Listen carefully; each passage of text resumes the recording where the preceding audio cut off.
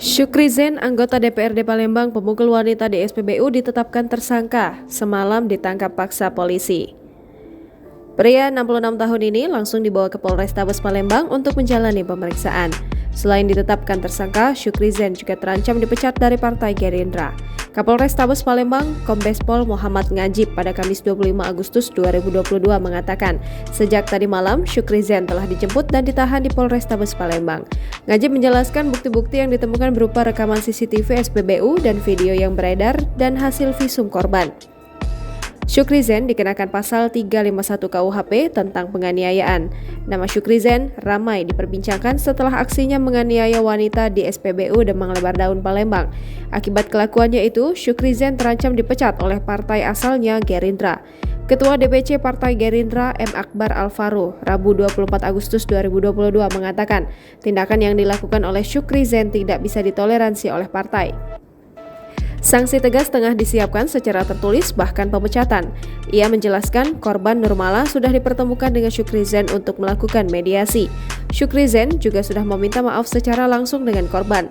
Setelah viral, Syukrizen akhirnya menyampaikan permintaan maaf kepada masyarakat dan korban.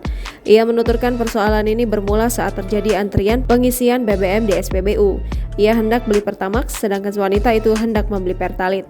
Syukrizen mengaku tidak bermaksud memotong antrian, tetapi minta jalan untuk masuk ke antrian Pertamax. Peristiwa viral ini pertama kali diungkapkan oleh pemilik akun Instagram Tata0298. Ia mengaku peristiwa itu terjadi pada Jumat 5 Agustus 2022.